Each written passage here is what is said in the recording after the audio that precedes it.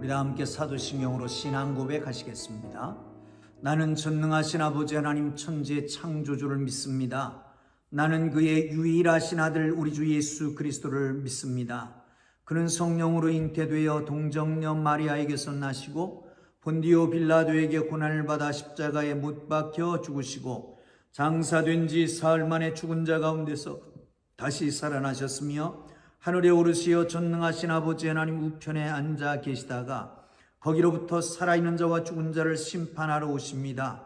나는 성령을 믿으며 거룩한 공교회와 성도의 교제와 죄를 용서받는 것과 몸의 부활과 영생을 믿습니다. 아멘. 다 함께 찬송 드리십니다. 찬송가 218장을 찬송합니다. 218장입니다.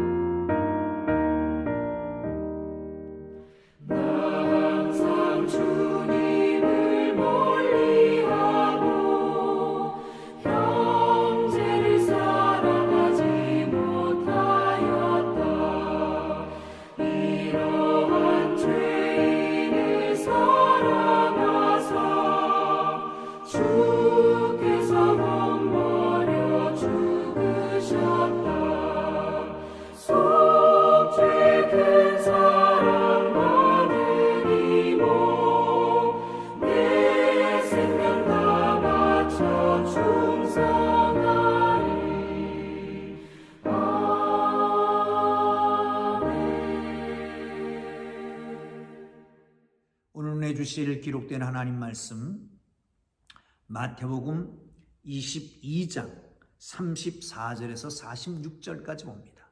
마태복음 22장 34절에서 46절까지 말씀입니다. 우리 다 찾으셨으면 함께 읽도록 하겠습니다. 예수께서 사두개인들로 대답할 수 없게 하셨다 함을 바리새인들이 듣고 모였는데 그 중에 한 율법사가 예수를 시험하여 묻되 선생님 율법 중에서 어느 계명이 크니이까? 예수께서 이르시되 내 마음을 다하고 목숨을 다하고 뜻을 다하여 주 너희 하나님을 사랑하라 하셨으니 이것이 크고 첫째 되는 계명이요 둘째도 이와 같으니 내 이웃을 내 자신과 같이 사랑하라 하셨으니 이 두 계명은 온 율법과 선자의 강령이니라. 바리새인들이 모였을 때에 예수께서 그들에게 물으시되 너희는 그리스도에 대하여 어떻게 생각하느냐? 누구의 자손이냐? 대답하되 다윗의 자손이니이다. 이르시되 그러면 다윗이 성령에 감동되어 어찌 그리스도를 주라 칭하여 말하되 주께서 내 주께 이르시되 내가 네 원수를 네 발 아래 둘 때까지 내 우편에 앉아 있으라 하셨도다 하였느냐. 다윗이 그리스도를 주라 칭하였은즉 어찌 그의 자손이 되겠느냐 하시니 한마디도 능히 대답하는 자가 없고 그날부터 감히 그에게 묻는 자도 없더라. 아멘. 할렐루야. 시험. 어쩌면 시험은 예수 믿을 때부터 시작해서 예수님 세상을 떠날 때까지 지속될 것이라고 생각됩니다. 예수님은 공생애를 시작할 때에 사탄이 와서 시험을 합니다. 그 과정 속에서 계속해서 바리새인들이 시험하고 사두개인들이 시험하고 또 바리새인들이 시험하고 십자가에 달려서조차까지도 시험은 계속됩니다. 그냥 십자가에서 내려와라. 그러면 우리가 너희가 하나님의 아들인 줄 내가 하나님의 아들인 줄 믿겠다. 이 시험은 계속되는 것입니다. 여러분, 오늘 본문은 이런 것이죠. 22장에 넘어와서 시험이 계속됩니다. 토론 논쟁이라고 해도 괜찮겠습니다만은 바리새인들이 제자들과 헤롯 땅을 묶어서 보내서 세금에 대한 질문을 함으로 그 예수님의 말을 올무에 묶이게끔 만듭니다. 이겼습니다. 가이사의 것은 가이사에게, 하나님께서는 하나님께 드려라. 사두개인들이 왔습니다. 부활에 대한 질문을 합니다. 책망합니다. 하나님은 산자의 하나님이 죽은 자의 하나님이 아니니라. 하나님 나라는 장가하는 것이 아니라 시집가는 있는 게 아니라 모두 천사같이 되느니라. 할 말을 잃었습니다. 이제 바리새인들이 예수님 앞에 모였습니다. 왜 모였느냐? 사두개인들이 부활에 대한 질문을 했다가 아무 소리도 못했다라고 하는 얘기를 듣고 모여서 어떻게 하면 예수를 다시 그 말의 올무를 씌울까? 그래서 모인 겁니다. 사랑하는 성도 여러분, 우리는 시험이 계속되는 가운데 삽니다. 이 시험을 당할 때에 조심해야 하고 시험을 한번 이겼다고 해서 자만해서는 안 됩니다. 언제 그 시험이 다가올지 모릅니다. 아니, 지속해서 그 시험은 다가올 것입니다. 한편으로 그 시험은 우리의 믿음을 성숙하게 하는 것입니다. 우리의 믿음이 정금같이 나오게 하는 것입니다. 그런데 한편으로는 사단이 어떻게 하면 우리를 무너뜨릴까 해서 다가오는 것입니다. 영적으로 믿음이 성숙한다라고 하는 측면에서 시험이 다가올 때 기쁘게 여기시기를 바랍니다. 대개 시험은 그런 거라고 제가 말씀드렸습니다. 시험은 세 가지 정도가 됩니다. 첫째 시험은 그야말로 테스트입니다.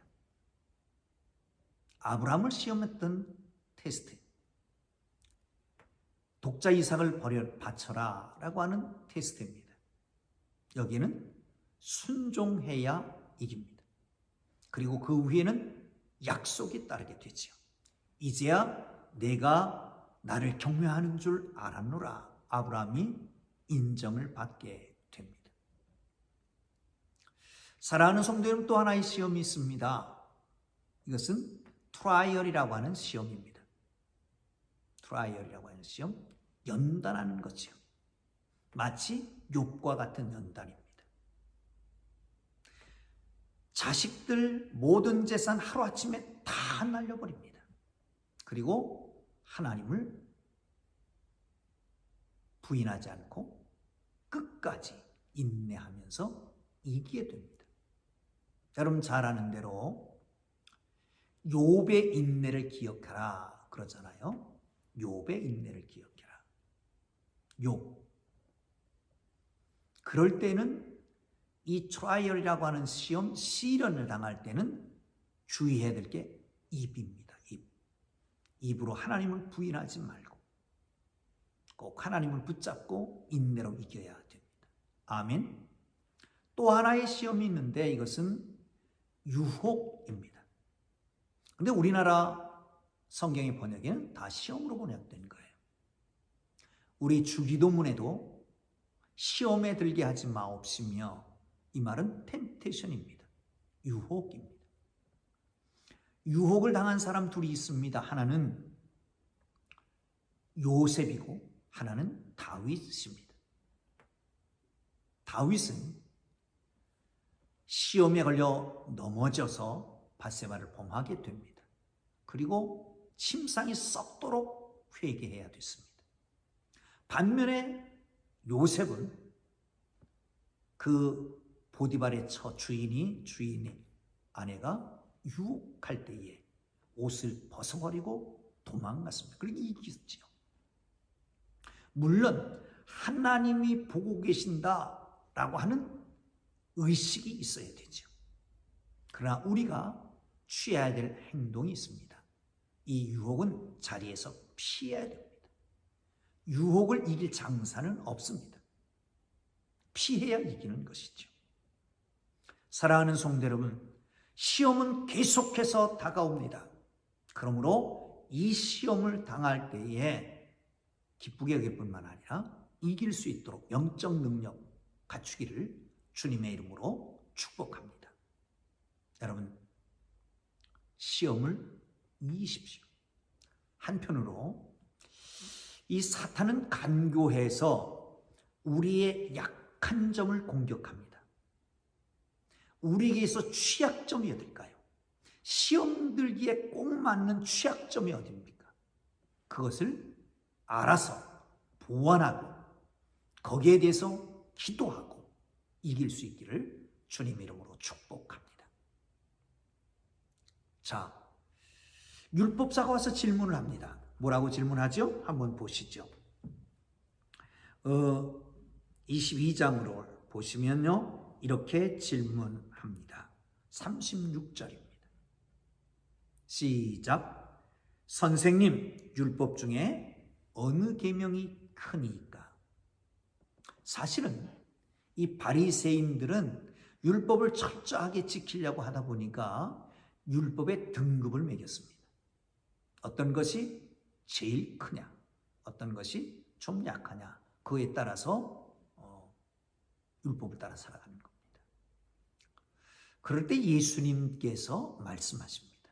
뭐라고 말씀하시죠? 37절 이하 보면 예수께서 이르시되 마음을 다하고 목숨을 다하고 뜻을 다하여 주 너희 하나님을 사랑하라 하였으니 이것이 크고 첫째 되는 계명이요 둘째는 또 이와 같으니 내 이웃을 내 자신같이 사랑하라 하셨으니, 이것이 모든 율법과 선자의 강령이니라 라고 말씀합니다.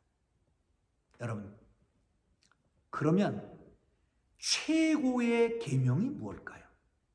가장 큰 계명이 무엇겠습니까? 예수님은 최고의 계명, 가장 큰 계명보다는 계명의 그 의도 내지는 계명의 그 계명을 주신 하나님의 거룩한 동기를 얘기하는 거예요. 율법의 동기가 뭐냐라고 하는 것을 얘기해주고 있는 거죠. 그것은 다른 게 아니라 하나님 사랑하는 것, 이웃을 내 몸과 같이 사랑하는 것이다 라고 말씀합니다. 하나님을 사랑하는 것, 얼만큼요? 마음을 다하고 뜻을 다하고 정성을 다하고 힘을 다하여. 이스라엘 백성들의 국민교육 헌장과 같은 쉐마 이스라엘아 들으라 라고 하는 신명기 6장 5절 말씀을 인용한 것이죠. 사랑하는 성도 여러분, 하나님을 얼만큼 사랑하십니까? 내가 나를 사랑하는 것만큼 하나님을 사랑하십니까? 근데 성경은 그렇게 말합니다. 마음을 다하고 뜻을 다하고 힘을 다하여 주 너희 하나님을 사랑하라. 하나님을 뜨겁게 사랑하기를 주님 이름으로 축원합니다.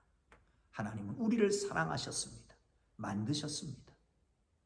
죄로 말미암아 허물과 죄로 죽었던 우리를 살리기 위해서 당신의 독생자 예수 그리스도를 우리에게 주시기까지, 독생자를 주기까지 우리를 사랑하셨습니다. 하나님이 세상을 이처럼 사랑하사 독생자를 주셨으니 이 큰 사랑을 깨닫고 그 사랑 가운데 거하며 그 주님을 사랑하며 살기를 주님 이름으로 축복합니다. 나아가서 내 이웃을 내 몸과 같이 사랑해라. 이겁니다. 내 이웃을 내 몸과 같이 사랑해라. 성경은 하나님을 사랑한다라고 하는 것이 이웃을 사랑하는 것으로 표현되는 거죠. 그러기에 하나님을 사랑하는 자는 이웃을 사랑할 수밖에 없고, 이웃을 사랑하지 않는 자는 보이선 이웃을 사랑하지 않으면서 어떻게 보이지 않는 하나님을 사랑한다고 하느냐? 그것은 거짓말이라고 하는 것입니다. 사랑하는 성도 여러분, 하나님을 뜨겁게 사랑하십시다. 그리고 이웃을 뜨겁게 사랑하는 하나님의 사람들 되기를 주님의 이름으로 축복합니다. 여러분, 이웃 사랑 중에 가장 중요한 사랑, 큰 사랑은 뭘까요? 저는 영혼을 사랑하는 거라고 생각됩니다. 그러므로 믿지 않는 사람은 실족하지 않게 잘 돌보아주고, 믿을 때 믿음이 연약한 사람들은 연약한 우리의 지체들을 믿음이 성숙하도록 친절하고 용납하고 용서하고, 믿지 않는 사람이 있다면, 그래서 119 전도운동을 하는 거잖아요. 한 사람이 한 영혼을 기필코 구원하는 은혜가 있기를 주님 이름으로 축원합니다. 의도의 순수성이라고 하는 말이 있습니다. 의도의 순수성. 무슨 일을 할 때에 의도가 개입되는 거죠. 목적이 있어야 그 일을 하는 거란 말이죠. 그러면 의도의 순수성이 아무 목적 없이, 아무 의도 없이 일을 한다? 아니잖아요. 그럼 뭔가 있어야 되죠. 그러니까 그 의도의 순수성, 그것은 바로 사랑이라고 말합니다. 사랑하기 때문에 하나님 앞에 예배하고, 하나님을 사랑하기 때문에 예물 드리고, 하나님을 사랑하기 때문에 충성 봉사하고 기도하고, 이웃을 사랑하기 때문에 복음을 증거하고, 이웃을 사랑하기 때문에 오늘도 섬겨주고, 이웃을 사랑하기 때문에 그들과 함께 더불어 있는 하나님의 사람들 되기를 주님의 이름으로 축복합니다. 자, 그리고 끝에 이런 말씀을 붙였습니다. 이것은, 자, 40절에 그렇게 말씀하죠. 이 두 계명이 온 율법과 선자의 강령이니라. 온 율법과 선지자, 이 말은 구약 전체를 가리킵니다. 물론 구약은 모세 오경 율법이 있습니다. 그리고 나가서 전기 예언서라고도 말하는 역사서가 있고요, 시가 문학이 있습니다. 그리고 나가서 예언서가 있지요. 그런데 이것을 통칭해서 율법과 예언이라고 말합니다. 사랑하는 성도 여러분, 하나님을 사랑하고 이웃을 내 몸과 같이 사랑하는 것은 곧 구약 전체의 강령이다. 강력한 명령, 가장 중요한 명령, 구약 전체를 통틀어서 흐르는 그 맥락이 바로 이웃사랑과 하나님 사랑이라고 하는 걸 기억하시고, 하나님을 뜨겁게 사랑하고 이웃을 사랑하는 하나님의 사람들 되기를 주님의 이름으로 축복합니다. 그리고 이제 바리새인들이 모였을 때 질문을 던집니다. 이렇게 질문하지요. 42절입니다. 너희는 그리스도에 대하여 어떻게 생각하느냐? 누구의 자손이냐? 대답하되 다윗의 자손이니이다. 이럴 때 말씀하는 게 시편에 있는 말씀을 인용해서 말씀합니다. 44절 주께서 내 주께 이르시되 내가 네 원수를 네 발 아래 둘 때까지 내 우편에 앉아 있으라 하셨도다 하였느니라. 다윗이 그리스도를 주라 칭하여 쓴즉 어찌 그의 자손이 되겠느냐 하시니. 이스라엘 백성들은 그리스도 하나님 여호와 하나님을 주라고 말합니다. 아도나이, 헬라어로 번역하면 큐리오스, 우리 한국말로는 주입니다. 그런데 자세히 읽어보면 주께서는 여호와 하나님입니다. 내 주께, 이 주는 누굴까요? 이것은 메시아 그리스도를 가리켜서 하는 말입니다. 다윗이 말합니다. 여호와 하나님을 주라고 말했어요. 그런데 그 주라고 말하는 것과 또 다른 주가 있는 거예요. 주께서, 내 주께, 여호와 하나님이 주인데 또 다른 주가 있어요. 그건 바로 메시아라고 하는 거죠. 그렇다면 다윗이 성령 충만해서 그리스도를 주라고 고백했다. 그러면 그 주 메시아가 다윗의 후손이냐? 아니라는 거죠. 이 말씀을 통해서 예수님이 다윗보다 더 위대한 존재임을 표출하는 겁니다. 아무도 대꾸하는 사람이 없었습니다. 여러분, 이들이 왜 대답하지 못했을까요? 자기들이 지식이 있었습니다. 율법사라고 하는 지식입니다. 성경을 쓰는 사람입니다. 가르치는 사람입니다. 그 지식 때문에 다윗의 자손이라고 말했던 거예요. 여러분, 교만하면 하나님의 은혜가 머물 자리가 없습니다. 그들은 다윗의 후손으로 예수 그리스도가 메시아가 온다라고 하는 것을 알고 있었지만 정작 메시아가 왔을 때는 영접하지 않고 오히려 그를 핍박하고 십자가에 달아 죽었습니다. 여러분, 하늘 보좌를 버리시고 이 땅에 내려오기까지 겸손하신 예수님, 그 겸손하신 예수님을 만나고 그를 영접하고 그와 함께 동행하기 위해서는 겸손해야 되는 것입니다. 그러기에 겸손한 자만이 하나님이 주시는 은혜를 받을 수가 있고 누릴 수가 있습니다. 겸손한 자만이 하나님의 능력을 그대로 받아 누릴 수가 있는 것입니다. 사랑하는 성도 여러분, 하나님 앞에 교만하지 말고 철저하게 겸손해서 하나님의 은혜가 우리에게 내려오고 우리 속에 정착하고 그 하나님의 은혜의 놀라운 체험이 있는 복된 삶이 되기를 주님 이름으로 축복합니다. 기도하겠습니다. 우리 주님 가르쳐 주신 기도합니다. 하늘에 계신 우리 아버지의 이름을 거룩하게 하시며 아버지의 나라가 오게 하시며 아버지의 뜻이 하늘에서와 같이 땅에서 이루어지게 하소서.